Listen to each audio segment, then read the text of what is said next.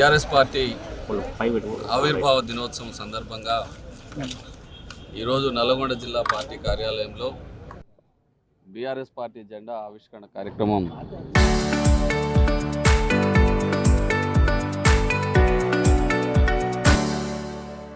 Party జిల్లా అగ్రనాయకులు అందరూ కూడా ఈ కార్యక్రమంలో ఇక్కడ పాల్గొనడం జరిగింది. ముఖ్యంగా నల్గొండ పార్టీ నియోజకవర్గ ఇన్ఛార్జు మరియు అదేవిధంగా మాజీ ఎమ్మెల్యే భూపాల్ రెడ్డి గారు, నకరేకల్ నియోజకవర్గ ఇన్ఛార్జు మాజీ ఎమ్మెల్యే లింగయ్య గారు, మాజీ జిల్లా పరిషత్ చైర్మన్ బండా నరేందర్ రెడ్డి గారు, ఇంకా ఇతర ముఖ్య నాయకులందరూ కూడా ఈ కార్యక్రమంలో పాల్గొన్నారు.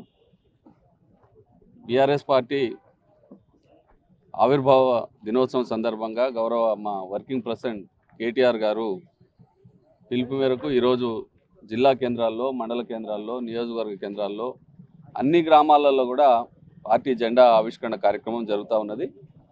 మధ్యాహ్నం తర్వాత రాష్ట్ర పార్టీ కార్యాలయంలో మరి పార్టీ ప్లీనరీకి సంబంధించిన డెలిగేషన్ సమావేశం కూడా అక్కడ గౌరవ మరి రాష్ట్ర పార్టీ అధ్యక్షులు కేసీఆర్ గారి నాయకత్వంలో అక్కడ కూడా జరగబోతూ ఉన్నది. కాబట్టి బీఆర్ఎస్ పార్టీ ఆవిర్భావంతో పాటు పార్టీ అధికారంలోకి వచ్చిన తర్వాత ఈ రాష్ట్ర అభివృద్ధి కోసం అనేక సంక్షేమ అభివృద్ధి కార్యక్రమాలను చేపట్టి 9.5 సంవత్సరాలుగా ఒక సువర్ణ అధ్యాయాన్ని లిఖింపజేసి ఈ రాష్ట్రాన్ని అన్ని రంగాల్లో అగ్రగామిగా తీర్చిదిద్దిన కేసీఆర్ గారు మరి ఈరోజు మరి అధికారంలో లేకపోయినా మరి మాయమాటలు, అబద్ధ ప్రచారాలతో, అలివిగాని హామీలతో అధికారంలోకి వచ్చిన కాంగ్రెస్ పార్టీ ఈ 2.5 సంవత్సరంలోనే మరి అట్టర్లీ ఫ్లాప్ అయింది. ప్రజలందరూ కూడా తిట్టుకుంటున్నారు. ఆనాడు ఏదో పనికిమాలిన హామీలను ఇచ్చారు, ఒక్కటి కూడా నెరవేర్చకపోగా వారు మాట్లాడే భాష కానీ లేకుంటే రాష్ట్ర ప్రతిష్టను దిగదార్చే పద్ధతుల్లో వారి యొక్క పరిపాలన కొనసాగుతూ ఉంటే ప్రజలందరూ కూడా అసహించుకుంటూ ఉన్నారు. మళ్ళీ కేసీఆర్ గారు ఎప్పుడొస్తారు, మళ్ళీ వారి పరిపాలన ఎప్పుడు వస్తుందని చెప్పి ఎదురు చూస్తూ ఉన్న సందర్భం ఈరోజు ఏర్పడ్డది. ఎందుకంటే అన్ని రంగాల్లో ముందుండే మన రాష్ట్రాన్ని మరి ఈరోజు ఆర్థికంగా కానీ లేకుంటే ఇతర రంగాల్లో అభివృద్ధిలో కానీ సంక్షేమంలో కానీ భారతదేశంలో వెనుకబడ్డ రాష్ట్రంగా మరి రాష్ట్ర పరువు ప్రతిష్టలు కూడా దిగజారే పద్ధతుల్లో ఈరోజు ఈ ప్రభుత్వం యొక్క పరిపాలన కొనసాగుతూ ఉన్నది.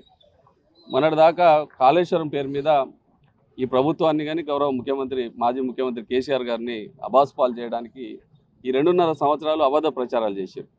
మొన్న కూడా కేబినెట్ సమావేశం జరిగిన తర్వాత లేదు అవినీతి జరగలేదని చెప్పి ఆ ఘోష్ కమిషన్ రిపోర్ట్ మీద హైకోర్టు చెప్పలేదు, కాబట్టి ఇంకా ఏదో మిగిలిపోయి ఉన్నది అంటే అక్కడ హైకోర్టు ఒక ఉన్నత న్యాయస్థానం మరి పరిశీలించి ఒక తీర్పునిచ్చి అందులో ఏమీ లేదు, కావాలనే రాజకీయ కక్షతోటి మాత్రమే ఇన్ని రోజులు వారిని రాజకీయంగా మరి అబాస్పాలు చేయడానికి మాత్రం చేసిన కార్యక్రమం అని చెప్పి హైకోర్టు తీర్పునిస్తే ఏమీ లేదు, ఇంకా ఏదో మిగిలిపోయింది, మళ్ళీ సుప్రీంకోర్టు పోతాం, ఈ కమిషన్ మాది కరెక్టే అని చెప్పి ఇంకా సిగ్గు లేకుండా ఇక్కడ ఉండే ఇరిగేషన్ శాఖ మంత్రి మాట్లాడుతూ ఉన్నారు.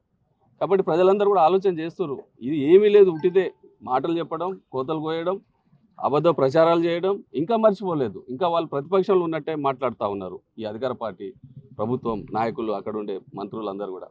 కాబట్టి దీని అందరూ కూడా ప్రజలు గమనిస్తున్నారు. పెన్షన్లు పెంచలే, కళ్యాణ లక్ష్మికి తులం బంగారం ఇవ్వలే, స్కూటీలు రాలే, ల్యాప్టాప్లు రాలే, మహాలక్ష్మి కింద 2,500 రూపాయలు ప్రతి మహిళకి ఇస్తామన్నది రాలే. ఇక అది ఇవ్వకపోగా గతంలో ఉండే కార్యక్రమాలు ఏవైతే ఉన్నాయో వాటిని కూడా సక్రమంగా అమలు చేసే పరిస్థితి లేదు. ఈరోజు రైతు బంధు లేదు, రైతు బీమా లేదు, అసలు కరెంటు సక్రమంగా వస్తలేదు, ధాన్యం కొనుగోలు కేంద్రాలు చక్కగా మెయింటైన్ చేయడం లేదు, కొంటలేరు. అన్ని రకాలుగా ప్రజలందరూ కూడా ఇబ్బందులు పడుతూ ఉన్నారు. మళ్ళీ రానున్న రోజుల్లో తప్పకుండా కేసీఆర్ గారు రావాలి.